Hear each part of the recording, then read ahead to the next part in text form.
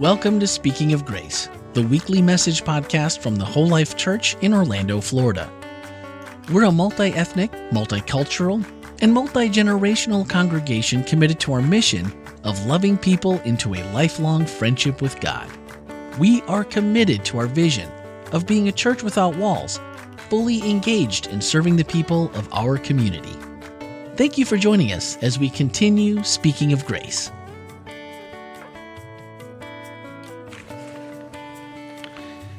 In case you're wondering, I'm not worthy of a king's podium. All right.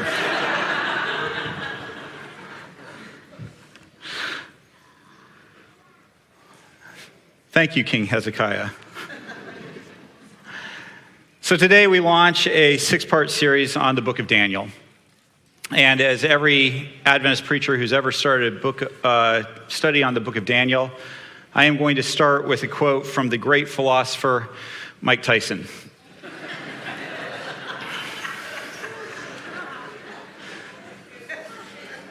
Who famously said, everybody has a plan until they get punched in the face. And I know you know exactly where I'm going with this, but just try to stay interested, okay? That quote actually comes from 1987 when Tyson was about to fight a guy named Tyrell Biggs. It's not actually the exact quote. It's kind of morphed over time into this legendary status of this. But nobody really, you kind of get the point of what he was trying to say there. But in 2012, a sports reporter by the name of Mike Berardino asked Tyson, well, what exactly did you mean by that? And I want you to hear Tyson's response as he clarifies this short quote with a much longer one. Tyson said, everybody has a plan until they get hit. Then, like a rat, they stop in fear and freeze. If you're good and your plan is working, somewhere during the duration of that, the outcome of that event you're involved in, you're going to get the wrath, the bad end of the stick. Let's see how you deal with it. Normally, people don't deal with it that well. I think this quote is actually kind of profound. And today I want to talk to you about 2 different biblical characters, King Hezekiah and Daniel, who both got punched in the face. And I want to talk to you about how each one of them handled it, because both of them had the plan that they have and had get punched in the face. How did they handle it? And how does that apply to you today, right now, as we launch into the book of Daniel? Let's say a word of prayer as we get going. Lord, I pray that you would speak loud and clear today. I pray that your voice would be heard and that each person here would receive the message that you prepared for them, that they'd walk out of this place knowing you better, loving you more, and being more committed to your dominion in their life. I pray in your name. Amen. So if you were going to summarize the book of Daniel in one word, this is it. And I know most of you are very good with your biblical Hebrew, so I'm just going to say it for a few of you who maybe don't know this biblical Hebrew. Tongue in cheek, I had to look this up, so okay. So this word that you see up on the screen in Hebrew means dominion, and it's the word shaltan in Hebrew. And there is only one place in the entire Bible, specifically the Old Testament, where this word appears. There's only one book in the Old Testament. It is the book of Daniel. It appears in no other books in the Old Testament. And the word does mean dominion. It's depending on what translation of the Bible you're reading, it will translate that word as dominion or sovereignty. That's how it will get translated.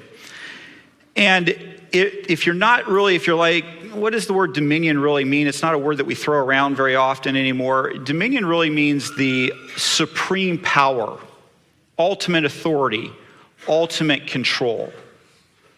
To have dominion means that you're in control, or somebody is in control of this, if they have dominion.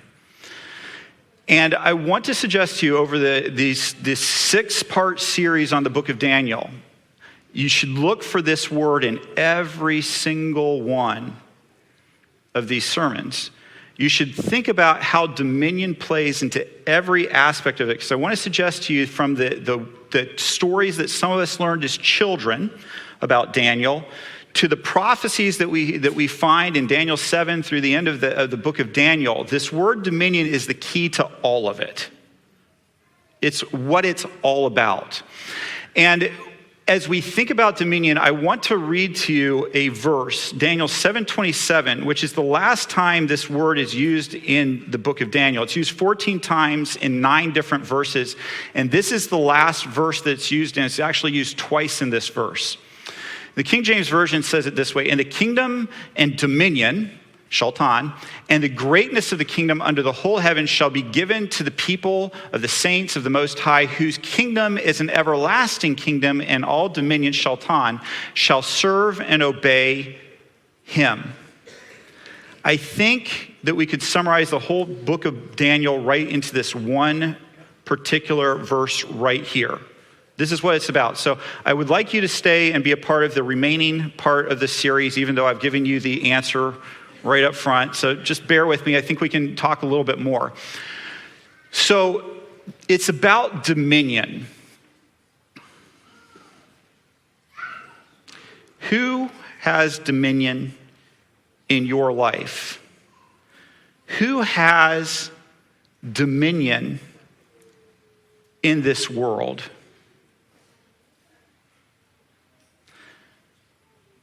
The book of Daniel begins by making it clear who's in charge.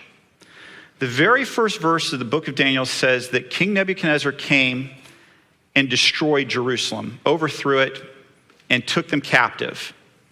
So right out of the gates, you think, okay, King Nebuchadnezzar, has dominion. He overthrew Jerusalem, right? He's powerful. But the writer of Daniel makes something very clear in verse 2.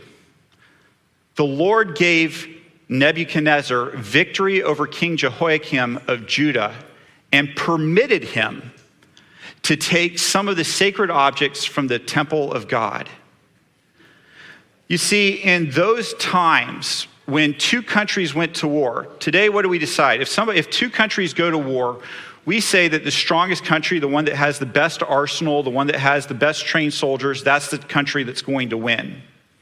In ancient times, when the book of Daniel was written, that wasn't the way they viewed it. Most countries had their own god, the god that was their protector, that was the god that they worshiped. For Israel, it was Yahweh. For Babylon, it was Marduk. And so when 2 countries went to war, what would happen in the ancient mind was that the gods in heaven would actually go to war too. And whichever god was stronger, the army, that god's army on earth would prevail. And the god that was weaker, his army on earth would be destroyed. And even in the Israelite mind, this would have played and influenced them a little bit. Think about it. Think about King Hezekiah, that we kind of heard a little bit of the story. The angel of the Lord comes and kills 185,000 Assyrians in one night, right? So Israel is way overmatched by the Assyrians, but their God is stronger, beats the Assyrian God, and therefore their God is able to take out the Assyrian army. And so think about how it might have messed with your mind in that time period when you lose. I thought Yahweh was in charge. I thought God was sovereign. I thought he had dominion. I thought, how is it that Babylon and Marduk are taking us out here? How is that a possibility? How can that even be? But the writer of Daniel wants to be really clear that this was actually Yahweh, God, allowing this to happen. And it's fascinating because God actually allows himself to be humiliated in this verse. It was humiliating for a God to have his sacred vessels be taken and put into another God's temple. And that's what happens to the God of Israel, Yahweh. That's what his vessels are taken and put into Marduk's temple in Babylon. And so the writer of Daniel wants to point out, look, this is all part of God's dominion. He's in control. He allowed it to happen. This is part of the plan. Now, after I said that in first service, somebody said amen. And I wondered whether Daniel felt like that was an amen. Because one of the things that you really need to understand about this whole situation for Daniel was it was horrendous. It was terrible. Because what happens is the king of Babylon says to his chief of staff, you've basically destroyed Jerusalem. What I want you to do is I want you to wipe out anybody of influence except this group of people right here. Some young men. So we know a few things about Daniel right out of the gates because of the description here, because Daniel was one of these young men that was chosen along with his friends Hananiah, Azariah, and my brain is freezing on me here for a second, so let me get my notes there. Mishael, Hananiah, and Azariah. We know these things about them. Firstly, we know they're strong. We know they're healthy. We know that they were good looking. We know that they were well-versed, they're well-educated. They had a broad education. They weren't just good in one area. They were good in many. They also had good judgment, which we know there's a difference between having knowledge and having good judgment. They had good judgment. Another thing that we know is that they were suited to serve in a royal palace, which means that they'd probably been raised in a royal palace. They understood the etiquette that went into being inside of that. Have you ever been in a place where you're like, I just don't know what to do here? I'm not sure. They needed to know what to do in a royal court, so they already had that kind of experience. And while you might think, well, that's a real honor to be taken off, to be chosen, it was a blessing and a curse. What probably happened is that their families were probably all killed. They probably watched it happen. And then they're taken into captivity and they're said, look, congratulations. You're going to get to go to a new country. You're going to get to learn a new culture. You're going to get to learn new food. You're going to learn about our gods and our system and the way that we do things around here. And by the way, you're going to have to take a short trip to get there. The distance between Jerusalem and Babylon was over 800 miles. So if you just kind of want to put this into context, just imagine me telling you to lace up your tennis shoes right now and walk from the door of this church to the door of the White House. That's an equivalent distance.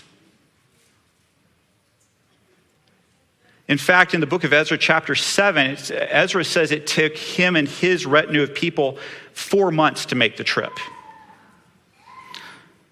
So I'm guessing that Daniel had 4 months-ish to do a lot of thinking. If you were Daniel, what were you thinking about? Would you have been mad at God? Would have you felt betrayed? I'm guessing that Daniel vividly remembered the story of King Hezekiah. It's a story that we don't always put into the same context with the book of Daniel, but we should, because it's really important to the book of Daniel.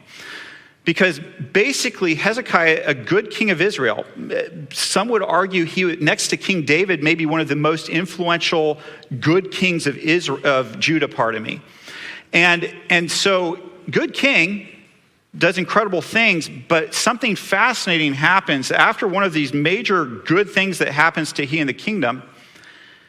He gets diagnosed with an illness. He gets sick. And the prophet Isaiah comes to him and says, Hezekiah, I've got bad news for you. This is going to be fatal. So make sure you get your things in order, your will's up to date, because this is it for you. So Hezekiah gets punched in the face. This was not his plan. This was not part of the plan. Punched in the face.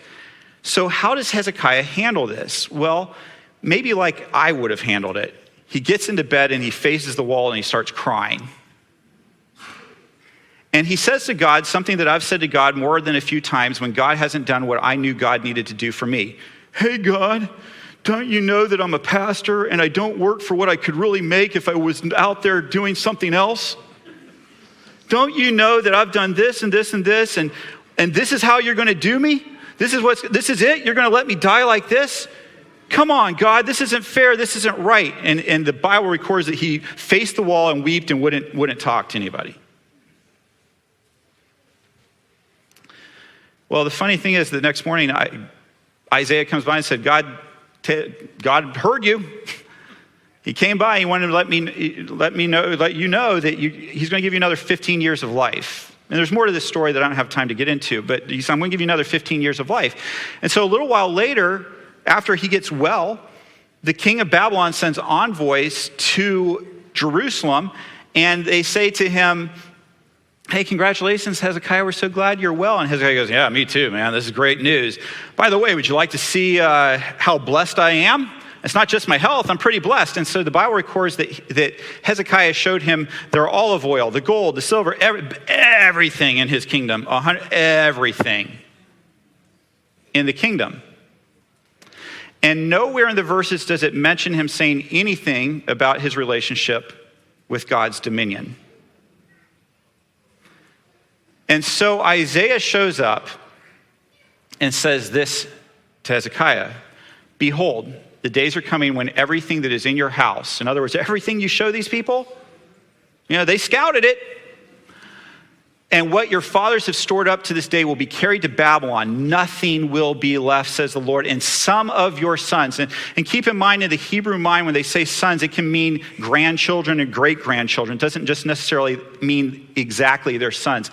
Some of your sons who come from you, whom you will father, will be taken away, and they will become eunuchs in the palace of the king of Babylon. So imagine making a 4-month trip as a eunuch. Now are you beginning to get the picture? I want you to understand something about this. For Daniel, literally everything is taken from him that is of worth to a person. His home, his family, his wealth, his culture. If you've ever lived in a country that is not your culture for a while, you know you get lonely and you miss what you knew at home. And not only that's taken from Daniel, but his ability to have a family. His ability to have, in the Jewish mind, this is super important to have a genealogy, that the people that come after you, it matters. And Daniel's not going to do that. And you know what Hezekiah's reaction was to it? The word of the Lord which you have spoken is good. That's what he says to Isaiah when Isaiah tells him this. For he thought, for there will be peace and truth in my days. I wonder how much Daniel thought about that on his trip.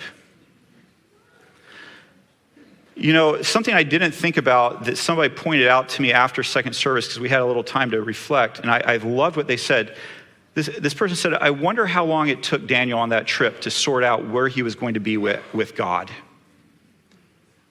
She said, I wonder how long it took him to kind of find where he was going to be.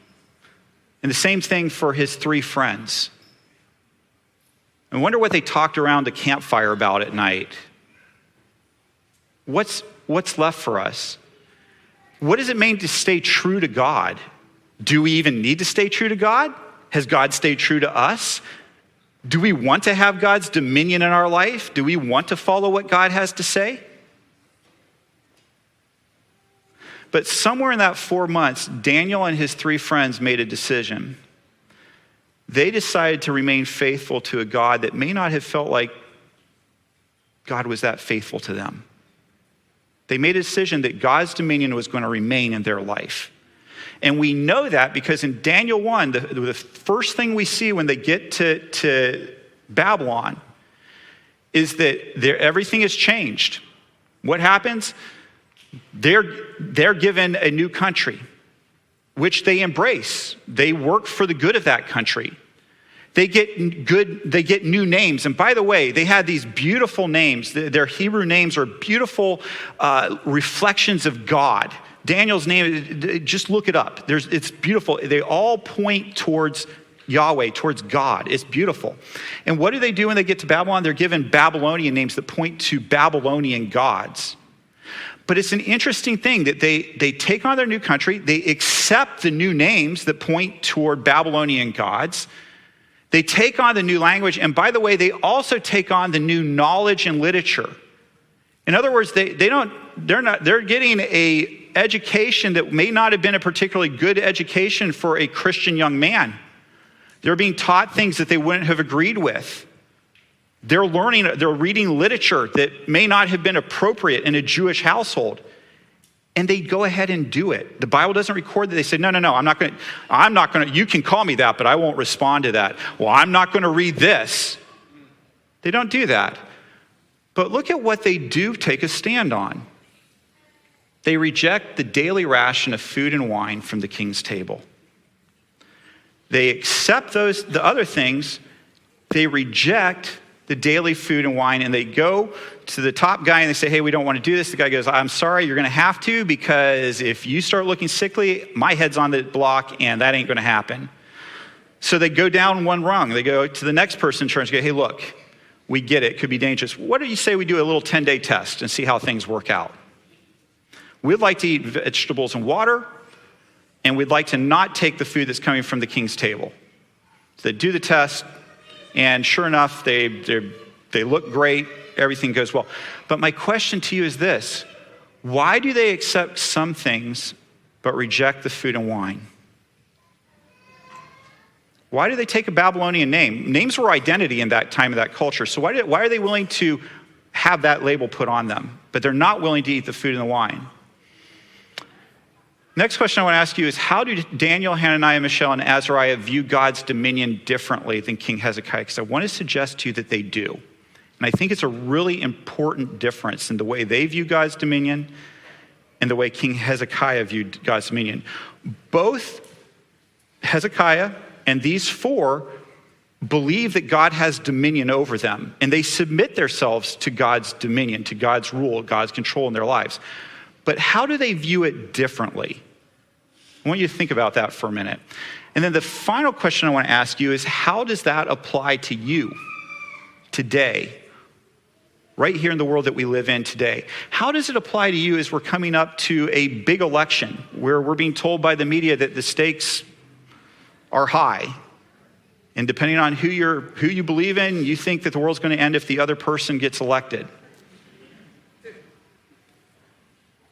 How does that apply to us today? Now, I know the rule. I know the rule is that the pastor is supposed to get up front and answer those questions for you. But I'm not right now. I'm going to ask the worship team to come up, and I want you to actually think about this, because what I find is it's too easy for me to tell you something and you go, oh, okay. But I'd like you to actually stop and spend a minute or two here really thinking about this. What's the difference? Because what we know in education is the answers you come up with are the ones that'll stick with you. The answers I give you, they may or may not stick with you. So we're going to talk about it after this worship song. I'm going to give you some of my ideas after this, but we're also going to read some of your answers. So we would love for you to go to wholelife.church/live and put your answers to those questions if you would like to. And just know we may read them if you put them in there. So put them in there. We'd like to hear your thoughts on this question. But as we sing this song, let your mind think about those questions and ask yourself the question, why? And see what answers you come up with.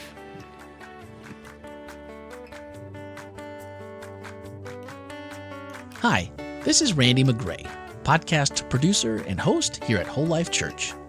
Loving people into a lifelong friendship with God is our mission at the Whole Life Church, and our podcasts are designed to help facilitate conversations that help us grow together in that pursuit. Now that you've heard the message for this week, don't forget to check out the Whole Life takeaways for this message. Swipe up in today's show notes and join the conversation. Speaking of conversations, each Wednesday morning we take a closer look at the week's message. That's right, the one you just listened to. We discuss practical ways to apply spiritual lessons and ask honest questions about the issues we face as Christians, all focused through the lens of grace. Your voice is a welcomed addition to that conversation. We encourage your thoughts and your questions by sending a voicemail or text to 407-965-1607 or send an email to podcast@wholelife.church. You can find everything podcast related on our website, wholelife.church/podcast. And plan on spending every Tuesday evening and Wednesday morning with us as we bring you the Whole Life Church inspiration you love straight into your headphones. Thanks for listening, and have a great week.